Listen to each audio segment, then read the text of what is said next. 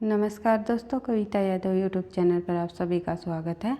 TGT PGT Hindi और NTA net से संबंधित हिंदी के संपूर्ण पाठ्यक्रम के आधार पर हम अपनी क्लासेस को धीरे धीरे आगे बढ़ाते हुए आज करने वाले हैं विद्यापति कवि को। विद्यापति कवि के जीवन परिचय से संबंधित और उनकी रचनाओं से संबंधित आज की क्लास में हम महत्वपूर्ण तथ्य करेंगे। आज की क्लास हमारी पीजीटी हिंदी EMRS के लिए स्पेशल होगी भाई, और वैसे तो DSSB और NTA नेट में भी इनसे संबंधित तथ्य पूछे ही जाते हैं, लेकिन EMRS PGT हिंदी के अंतर्गत इन्होंने आदिकाल, भक्तिकाल, रीतिकाल सभी कालों के कवियों को इंक्लूड किया हुआ है और स्पेशल कवियों को बताया गया है कि इस काल से इस कवि से संबंधित प्रश्न पूछे जाएंगे। तो हमने एक कवियों की सीरीज शुरू की हुई है जिसमें कि हमने चंद बरदाई और अमीर खुसरो को हमने कर लिया था। आज बारी है विद्यापति की। फिर हमारे आदिकाल के कवि हो जाएंगे कंप्लीट। उसके बाद हम शुरुआत करेंगे भक्ति काल की। फिर भक्ति काल के कंटेंट के साथ साथ कवियों की सीरीज के अंतर्गत एक एक कवियों को हम देखते हुए चलेंगे। तो बढ़ते हैं आगे। विद्यापति का जो जन्म है 14वीं शताब्दी के आसपास और मृत्यु 15वीं शताब्दी के आसपास मानी जाती है। अगर शताब्दी में जन्म पूछ लिया जाए तो 14वीं शताब्दी, और वैसे इनका जन्म 1350 से में हुआ और मृत्यु 1450 तक इनका जीवन काल माना जाता है। बात करें नेक्स्ट पॉइंट की। विद्यापति का जो जन्म है दरभंगा जिला के विपसी नामक गांव में हुआ। दरभंगा जिला के विपसी नामक गांव में इनका जन्म हुआ। और मृत्यु की बात करें तो विद्यापति ने बिहार के आधुनिक बेगूसराय जिला के मऊ बाजितपुर विद्यापति नगर के पास है, जो गंगा तट के पास इन्होंने अपना प्राण त्याग दिया। एक बार आप फिर से पॉइंटों को देख सकते हो। अगर आप एक एक पॉइंट को बार बार रिवाइज करते हुए चलोगे तो एग्जाम में बिल्कुल क्लियरिटी हो जाती है कि हाँ इसका आंसर यही है। नहीं तो हमें हर एक ऑप्शन एक जैसे लगते हैं और कन्फ्यूजन बनी रहती है कि शायद ये है, शायद ये हमने पढ़ा था।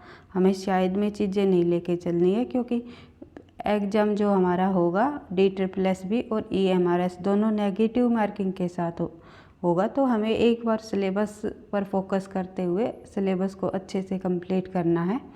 तो बढ़ते हैं आगे।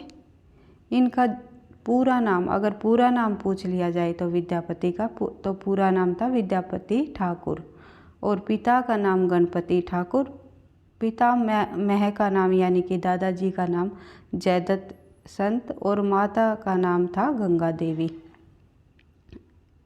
विद्यापति के गुरु का नाम हरि मिश्र था। कई बार परीक्षा में पूछा भी गया है कि विद्यापति के गुरु का क्या नाम रहा है। तो विद्यापति को बंगाली साहित्य का जनक भी कहा जाता है। बंगाली साहित्य का जनक भी कहा गया है विद्यापति जी को। तो बढ़ते हैं आगे। विद्यापति एक सिंगारी कवि थे। ये मिथिला के राजा शिव सिंह और कीर्ति सिंह के दरबारी कवि थे। विद्यापति को सिंगारी कवि और भक्त कवि दोनों कहा गया। वैसे तो अलग अलग विद्वानों ने, किसी विद्वान ने विद्यापति को सिंगारी कवि माना तो किसी विद्वान ने विद्यापति को भक्त कवि माना। ये तथ्य हम आगे चल के देख लेंगे। अलग अलग के किन कवियों ने विद्यापति को सिंगारी कवि माना है और किन्हों ने विद्यापति को भक्त कवि माना है। इसके बाद देख लेते हैं इसके प्रशंसकों के द्वारा जो इनको 16 उपलब्धियां प्राप्त हुई थी, कि इनको 16 नामों से जाना गया था। कि जो उपाधियां दे दी जाती है ना किसी राजा महाराजा के द्वारा या किसी भी अन्य बड़े संस्था के द्वारा, वही होती है ये उपाधियां भी विद्यापति जी को भी मिली हुई थी। इन्होंने राजा महाराजा ने उसे उपाधियां भी दी गई थी। तो कौन कौन सी देख लेते हैं, किन किन नामों से विद्यापति को जाना जाता है। तो विद्यापति के अनेक नाम हैं, जैसे अभिनव जयदेव भी कहा गया उसे, कवि शेखर भी कहा गया, कवि कंठाभरण भी कहा गया, नंद कवि शेखर भी कहा गया, दशावधान भी कहा गया, मैथिल कोकिल भी कहा गया और पंचानन भी कहा गया। शिव भक्त थे, शिव के अत्यधिक भक्ति में लीन रहते थे, इसलिए उन्हें पंचानन कहा गया था। 5 आनंद जिसके अर्थात शिव। बढ़ते हैं आगे।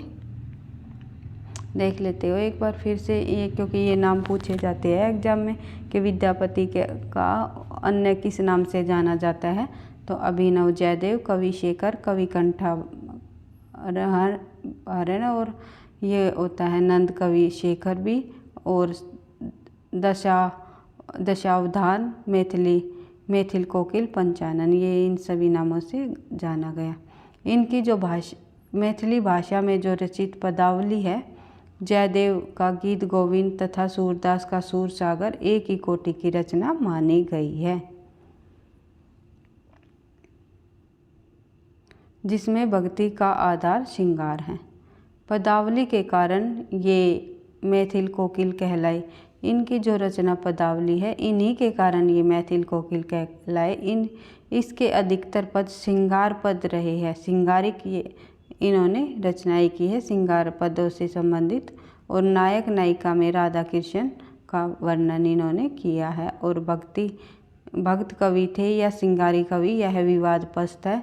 अधिकांश विद्वान उन्हें श्रृंगारी कवि मानते हैं, तो कुछ विद्वान इन्हें भक्त कवि सिद्ध करने का प्रयास करते हैं, परंतु विद्यापति मूलतः श्रृंगारी कवि ही रहे सिद्ध होते हैं। उन्हें विद्यापति जी को श्रृंगारी कवि ही माना जाएगा, क्योंकि उनकी जो रचना है पदावली, तो जो पदावली के कारण ही उनको श्रृंगारी कवि कहना उचित होगा। उनकी प्रसिद्ध रचना है पदावली, तो सबसे प्रसिद्धि के कारण और यश का आधार भी उनकी रचना पदावली ही रही है। तो इसलिए उन्हें पदावली रचना के माध्यम से अगर देखा जाए तो श्रृंगारी कवि कहना अधिक उचित होगा। तो देख लेते हैं। बंगाल में विद्यापति को वैष्णव भक्त कवि मानते हैं। जो बंगाल में विद्यापति जी रहे, तो उन्हें बंगाल में विद्यापति को क्या मानते हैं? वैष्णव भक्त कवि। बढ़ते हैं आगे, देख लेते हैं एक बार किन किन विद्वानों ने विद्यापति को भक्त कवि माना और किन्होंने विद्यापति को श्रृंगारिक कवि माना। प्रोफेसर विपिन बिहारी मजूमदार, इन्होंने भक्त कवि कहा। श्याम सुंदर दास, कुमार स्वामी, जॉर्ज ग्रियर्सन, हजारी प्रसाद, जनार्दन मिश्र, ब्रजनंदन साहे, चैतन्य प्रभु। कई बार पूछ लिया जाता है कि चैतन्य प्रभु विद्यापति को किस प्रकार का कवि मानते हैं। ग्रियर्सन, हजारी प्रसाद, ब्रजनंदन साहा, ये जो प्रमुख है, इन्होंने विद्यापति को भक्त कवि माना है।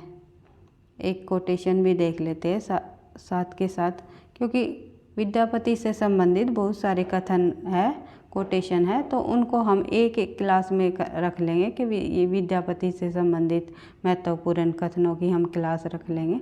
अलग अलग विद्वानों ने विद्यापति की रचनाओं के बारे में और विद्यापति के बारे में अलग अलग विचार दिए हैं, तो वो कथन के माध्यम से हम एक क्लास में रख लेंगे। अब सिर्फ एक दो कथन मैंने इंक्लूड किए हैं जो बिल्कुल वेरी इम्पोर्टेंट है, परीक्षा में आने की संभावना है और कहीं ना कहीं आए हुए भी है ये परीक्षा में। तो सभी कथन हम एक साथ कर लेंगे, लेकिन कुछ कथनों को मैंने इसमें भी आज की क्लास में भी इंक्लूड किया है, वो भी हम देखते हुए चलेंगे। डॉक्टर ग्रियर्सन जी कहते हैं कि उष्ण प्रदेशों के सत्यान्वेषियों ने साधक एवं साध्य के श्रेष्ठ प्रेम को सर्वेश्वरी राधा और सर्वेश्वर कृष्ण का रूप दिया है। उसके बाद विद्यापति का देदीप्यमान पदों में हिंदू भक्त काम वासना का तनिक भी अनुभव न करके उसी तरह पढ़ते हैं जिस तरह सोलेमन के गीतों को ईसाई पादरी पढ़ते हैं। ये जो कोटेशन है ये ग्रियर्सन जी ने कही है कि ग्रियर्सन जी के अनुसार है कि विद्यापति को हिंदू भक्त काम वासना का तनिक भी अनुभव न करके उसी तरह, यानी कि विद्यापति एक भक्त कवि के रूप में जाने चाहिए, क्योंकि वो काम वासना का तनिक भी अनुभव न करके जिस तरह सलेमान के गीतों में ईसाई पादरी पढ़ते हैं ना, तो उस उष्ण प्रदेशों में भी विद्यापति की जो राधा कृष्ण की रचनाएं है उसी प्रकार से पढ़ी जाती है। ये इन्होंने ग्रियर्सन जी ने कहा है। बढ़ते हैं आगे। विद्यापति को श्रृंगारी मानने वाले कवि। विद्यापति को किन विद्वानों ने श्रृंगारी कवि माना है? तो देख लेते हैं। आचार्य रामचंद्र शुक्ल, रामवृक्ष बेनीपुरी, राम कुमार वर्मा, प्रसाद शास्त्री, विनय कुमार सरकार, डॉक्टर उमेश मिश्र, बाबू राम सक्सेना, बच्चन सिंह। इन्होंने विद्यापति को श्रृंगारी कवि माना है। और थोड़े से और अन्य है, जैसे विश्वनाथ प्रसाद, शिवनंदन ठाकुर, निराला, सुभद्रा झा। इन कवियों ने विद्यापति को श्रृंगारी कवि माना है। और बच्चन के अनुसार हम कोटेशन देख लेते हैं कि बच्चन ने क्या कहा है। डॉक्टर बच्चन ने, जैसे खजुराहो के मंदिर को आध्यात्मिक कहना कठिन है, जो खजुराहो का मंदिर है उसे आध्यात्मिक कहना कठिन है, उतना ही विद्यापति को भक्त कहना। यानी कि इन्होंने विद्यापति को श्रृंगारी कवि माना है। तो उन्होंने कहा कि जैसे खजुराहो के मंदिर को आध्यात्मिक हम नहीं कह सकते, कहना कठिन हो जाता है, उसी प्रकार विद्यापति को भक्त कहना भी कठिन है। ये किन्होंने कहा? बच्चन जी ने।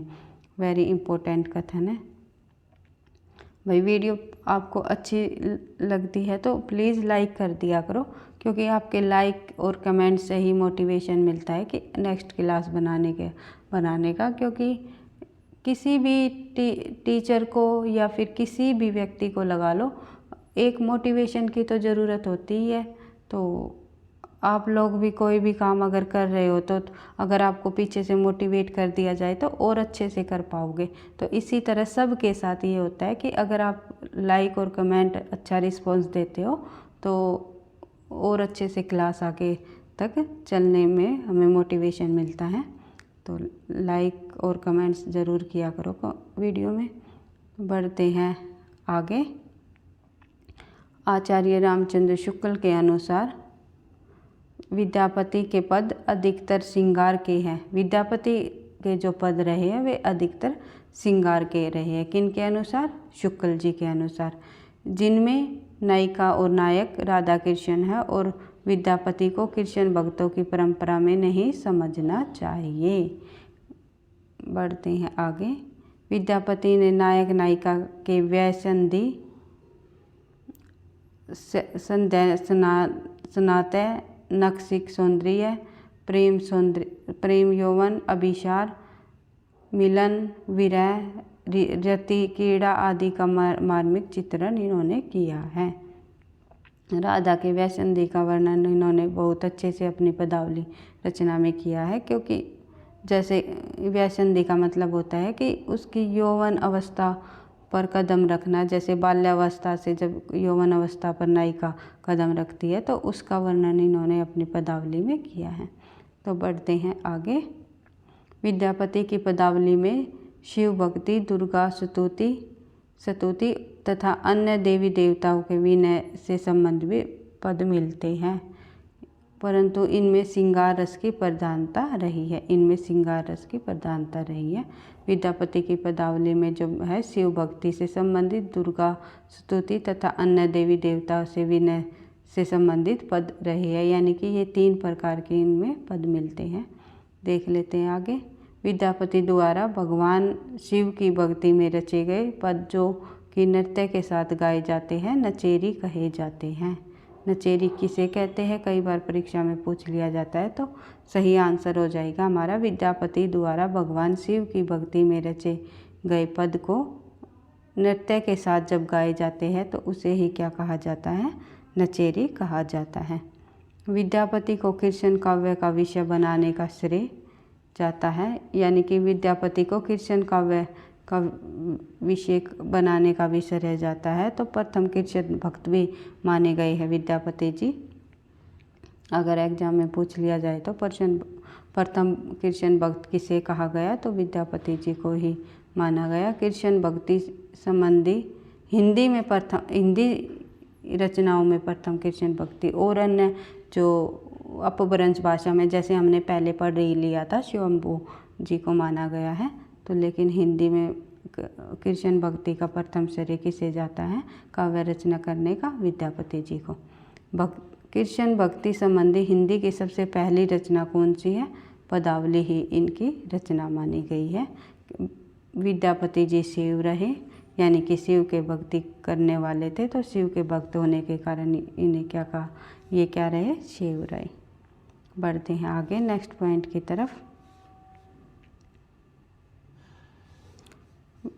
आचार्य रामचंद्र शुक्ल के अनुसार देख लेते हैं हम। तो कोटेशन इम्पोर्टेंट कोटेशन है, इम्पोर्टेंट कथन है ये, परीक्षा में बार बार पूछा गया, पता नहीं कितनी बार पूछा गया। तो इसने तो बिल्कुल आपको कंठस्थ कर लेना है, याद रख लेना है कि ये कथन किसके द्वारा कहा गया है, या फिर ये कथन ही दे देते हैं कि ये कथन आचार्य रामचंद्र शुक्ल ने किन की रचनाओं के संबंध में कहा है या किसके बारे में कहा है। तो आंसर हो जाएगा विद्यापति के बारे में। और क्या कहा है ये देख लेते हैं एक बार। आचार्य रामचंद्र जी के शुक्ल के अनुसार आध्यात्मिक रंग के चश्मे बहुत सस्ते हो गए हैं, यानी कि उन्होंने कहा कि आध्यात्मिक रंग के चश्मे बहुत सस्ते हो गए हैं। उन्हें चढ़ाकर ही जैसे कुछ लोगों ने गीत गोविंद के पदों को आध्यात्मिक संकेत बताया, वैसे ही विद्यापति के इन पदों को भी बताते हैं। ये कोटेशन किन की हो गई? आचार्य रामचंद्र शुक्ल की। विद्यापति ने कुल 14 ग्रंथों की रचना की। अगर पूछ लिया जाए तो लगभग कुल कितने ग्रंथों की रचना की गई विद्यापति द्वारा? 14 ग्रंथों की उन्होंने रचना की। कौन कौन से ग्रंथ हैं देख लेते हैं हम। 11 संस्कृत के, 2 अवहट के और 1 मैथिली की। मैथिली की तो एक ही है, जो कि उनकी जो रचना है पदावली जो रचना है उनकी मैथिली भाषा में रचित है। और एक नाटक भी उन्होंने लिखा था जिसमें कुछ पद उन्होंने मैथिली भाषा के लिखे और कुछ उन्होंने संस्कृत भाषा से संबंधित। आगे पढ़ेंगे हम, उसको देख लेते हैं। गोरक्ष विजय नाटक का नाम है। तो देख लेते हैं। सबसे पहले विद्यापति की जो पदावली है वो उनके यश का आधार बनी। पदावली विद्यापति के यश का आधार है। इसमें राधा का लौकिक प्रेम का वर्णन है। राधा व कृष्ण के लौकिक प्रेम का इसमें वर्णन है। टाइपिंग मिस्टेक है थोड़ी। पदावली एक संकलन ग्रंथ है। यह एक प्रकार का संकलन ग्रंथ है। इनमें 2 का संकलन किया गया है। बढ़ते हैं आगे। विद्यापति की जो पदावली है भक्ति परक रचना है। यह एक भक्ति परक रचना है और यह श्रृंगार परक, इस बात को लेकर काफ़ी विवाद है। यह एक भक्ति परक भी रचना है और श्रृंगारिक भी रचना है। कुछ कवि ने भक्ति परक भी मानते हैं, कुछ श्रृंगारिक भी मानते हैं। ये हम ऊपर पढ़ चुके हैं कि किन किन कवियों ने विद्यापति को भक्त माना तो किन किन ने श्रृंगारिक माना। तो ये जो विद्यापति की जो ये पदावली रचना है इसको भक्ति परक कहा जाए या श्रृंगार परक कहा जाए, तो इस पर विवाद है काफ़ी। तो देख लेते हैं आगे। विद्यापति ने पदावली की रचना जयदेव रचित गीत गोविंद से प्रभावित होकर लिखी। उन्होंने जो संस्कृत के कवि रहे हैं गीत गोविंद, उन गीत गोविंद में भी क्या है, राधा कृष्ण की प्रेम लीलाओं का वर्णन है और राधा कृष्ण के संबंध में जो श्रृंगारिक जो दोहे लिखे गए हैं उसी प्रकार से हमें विद्यापति की पदावली में देखने को मिलते हैं। पदावली एक गे प्रकार की रचना है। गे पदों में लिखा गया है पदावली, और पदावली की जो रचना है वो मुक्तक शैली में लिखी गई है। एक बार आप समझ सकते हो मुक्तक शैली क्या होती है, क्योंकि बार बार मुक्तक शैली की बात आती है। कई जब मैं कराती हूँ तथ्य उनमें मुक्तक शैली आता है, तो समझ लेते हैं एक बार मुक्तक शैली क्या होती है। काव्य का वह रूप जिसमें पद तो कई हो जाते हैं किंतु उन पदों का संबंध एक दूसरे से नहीं होता, मुक्तक शैली कहलाती है। जो पद तो कई हो जाते, काव्य का एक ही, जो एक काव्य में पद तो कई हो जाते हैं, कई प्रकार से कई पद लिख दिए जाते हैं उसके अंदर, लेकिन उन पदों का संबंध एक दूसरे से नहीं होता, बिल्कुल अलग अलग पद होते हैं, अलग अलग छोटे छोटे उन पर, तो इसलिए उन्हें हम मुक्तक शैली कहते हैं। तो यही मुक्तक शैली होती है। बढ़ते हैं आगे। पदावली के ही संबंध में हम पढ़ रहे थे। तो पदावली के 3 भाग हैं। पदावली के मैंने बताया था कि एक वंदना, शिव राधा कृष्ण सीता दुर्गा की जो वंदना की जाती है इसके अंतर्गत, और नचारी जो गे गीत गाए जाते हैं, नृत्य के साथ जो गे गीत गाए जाते हैं शिव भक्ति के, उन्हें नचारी कहते हैं। और राधा कृष्ण की प्रेम लीला, ये होती है। इसमें 3 भाग दिए गए हैं पदावली में। इन तीनों भागों के नाम हो गए वंदना, नचारी और कृष्ण की प्रेम लीला। बढ़ते हैं आगे। जो इनका संस्कृत के जो ग्रंथ रहे हैं वे कौन कौन से रहे हैं? शरवसार और गंगा वाक्यावली, भूपरिक्रमा, पुरुष परीक्षा, इनके संस्कृत से संबंधित ग्रंथ रहे हैं। अवहट भाषा से संबंधित देख लेते हैं। कीर्तिलता, कीर्ति पताका। कीर्तिलता में इन्होंने कीर्ति सिंह, कीर्ति पताका में शिव सिंह का वर्णन किया गया है।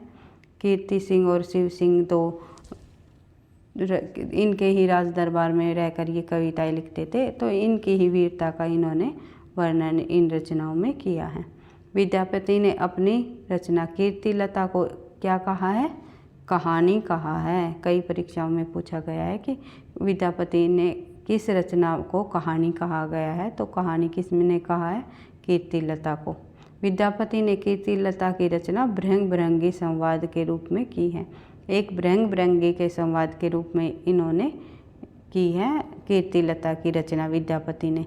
एक हमने पीछे भी पढ़ा था, जब हमने पृथ्वीराज रासो को पढ़ा था, तो उसमें पृथ्वीराज रासो को सुख सुखी संवाद के रूप में उसकी रचना हुई थी। किसमें? सुख सुखी संवाद। तो किसकी रचना हुई है सुख सुखी संवाद के रूप में? वो पृथ्वीराज रासो की, और भृंग भृंगी संवाद के रूप में कीर्तिलता की। ये इसी तरह प्रश्न पूछे जाते हैं परीक्षा में, तो कंफ्यूज नहीं होना है किस रचना को क्या कहा गया है, पहले किसको क्या कहा गया था। इससे एक दूसरे से रिलेट करते हुए चीज़ों को याद करोगे तो हो जाएगा। विद्यापति की जो कीर्तिलता में अपनी भाषा को क्या कहा उन्होंने? देशील बआना सब जन मिठा, तेशन जम्पर अवहट्टा। ये इनकी प्रमुख पंक्ति है। कई बार पूछी जाती है कि ये पंक्ति किसके द्वारा लिखी गई या किनकी है, तो विद्यापति जी की है। विद्यापति ने कीर्तिलता में कहा है वह अपनी भाषा को देशील बआना, यानी कि देसी भाषा उन्होंने कहा है अपनी। बढ़ते हैं आगे, थोड़ा सा और देख लेते हैं। हरप्रसाद शास्त्री ने नेपाल के राजकीय पुस्तकालय में कीर्तिलता की खोज की। कहाँ पर खोज की? नेपाल के राजकीय पुस्तकालय में। किन्होंने? हरप्रसाद शास्त्री ने कीर्तिलता की खोज। और आचार्य शुक्ल ने कीर्तिलता की भाषा को पूर्वी अपभ्रंश और टकसाली अपभ्रंश कहा है। इम्पोर्टेंट तथ्य है ये, भी पूछ लिया जाता है कि आचार्य रामचंद्र शुक्ल ने कीर्तिलता की भाषा को क्या कहा है, तो क्या हो जाएगा इसका सही आंसर? इन्होंने कहा है, शुक्ल ने कीर्तिलता की भाषा को पूर्वी अपभ्रंश और टकसाली अपभ्रंश। पढ़ते हैं आगे, देख लेते हैं। हजारी प्रसाद द्विवेदी ने क्या कहा है? ऐसा जान पड़ता है कि कीर्तिलता बहुत कुछ उस शैली में लिखी गई जिसमें चंद बरदाई ने पृथ्वीराज रासो को लिखा। तो आचार्य हजारी प्रसाद द्विवेदी जी ने कहा है कि ऐसा जान पड़ता है कि कीर्तिलता बहुत कुछ उस शैली में लिखी गई जिस शैली में चंद बरदाई ने पृथ्वीराज रासो को लिखा। ये कथन किसका है? हजारी प्रसाद द्विवेदी जी का। गोरक्ष विजय नाटक है एक इनका। गोरक्ष विजय का जो गद्य भाग है वो संस्कृत में है, और जो पद्य भाग है वो मैथिली में रचित है। ये मैंने आपको बता ही दिया था। और विद्यापति ने अपने पिता गणपति ठाकुर द्वारा रचित अधूरी पुस्तक दुर्गा भक्ति तरंगिणी, ये पूछ लेते हैं दुर्गा भक्ति तरंगिणी किसके द्वारा रचित पुस्तक है, तो आंसर अगर ये पूछ लिया जाए तो ये होगा गणपति ठाकुर के द्वारा। और अगर गणपति ठाकुर ऑप्शन में नहीं है तो तब आ जाएगा आंसर विद्यापति, क्योंकि अधूरी पुस्तक थी ये गणपति चंद्र ठाकुर की, गणपति जी की, और उनके जो पुत्र है विद्यापति उन्होंने इसे पूरा किया। पढ़ते हैं आगे, या फिर ये पूछ लेंगे कि इनमें से कौन सी रचना को विद्यापति ने अपने पूरा किया, कि उनके पिता द्वारा लिखी गई कौन सी रचना को विद्यापति ने पूरा किया, तो वो हो जाएगी दुर्गा भक्ति तरंगिणी। गिरियशन विद्यापति को क्या मानते हैं? रहस्यवादी। किसी ने श्रृंगारी कवि माना तो किसी ने भक्त कवि माना। आज जॉर्ज गिरियशन जी ने इन्हें रहस्यवादी कवि माना। ये पूछ लिया जाता है कई बार कि निम्नलिखित में से किस विद्वान ने विद्यापति को रहस्यवादी कवि माना, तो सही आंसर हो जाएगा हमारा जॉर्ज गिरियशन। डॉक्टर बच्चन ने विद्यापति को जातीय कवि कहा और निराला ने पदावली के श्रृंगारिक पदों को मादकता की नागिन लहर कहकर पुकारा। निराला जी ने पदावली के जो श्रृंगारिक पद रहे उनको क्या कहा? मादकता की नागिन लहर। तो मादकता की नागिन लहर किन्होंने कहा? निराला जी ने। तो बढ़ते हैं आगे। हजारी प्रसाद द्विवेदी ने विद्यापति को श्रृंगार रस का सिद्धवाक कहा। हजारी प्रसाद द्विवेदी जी ने क्या कहा? विद्यापति को श्रृंगार रस का सिद्धवाक। तो इस प्रकार से हमने विद्यापति से संबंधित महत्वपूर्ण तथ्यों को कर लिया। विद्यापति के जीवन परिचय से संबंधित और उनकी रचनाओं से संबंधित मुख्य उन तथ्यों और पॉइंटों को, बिंदुओं को हमने किया है जो परीक्षा में बार बार पूछे गए हैं और पूछे जाने की भी संभावना है। इसी तरह हम अपने कवियों की सीरीज के अंतर्गत सभी कवियों को इसी प्रकार से उसके जीवन परिचय और रचनाओं से संबंधित महत्वपूर्ण तथ्यों को करते हुए आगे बढ़ेंगे और अपनी परीक्षा की तैयारी अच्छे से कर लेंगे। वीडियो अच्छी लगी तो आपको लाइक करना, दोस्तों के साथ शेयर करना, चैनल पर पहली बार हो तो सब्सक्राइब कर लेना ताकि आपको नोटिफिकेशन समय पर मिलता रहे। पढ़ते रहना, आगे बढ़ते रहना। और कोई भी अगर किसी भी प्रकार का डाउट हो तो कमेंट बॉक्स में आप कमेंट करके पूछ सकते हो। मैं कमेंट बॉक्स में आपके द्वारा दिए गए सुझाव और किसी भी बात को आगे कन्फ्यूजन अगर हो रही है तो उसको पूरा करने की कोशिश करूँगी। पढ़ते रहना, आगे बढ़ते रहना। थैंक यू, धन्यवाद।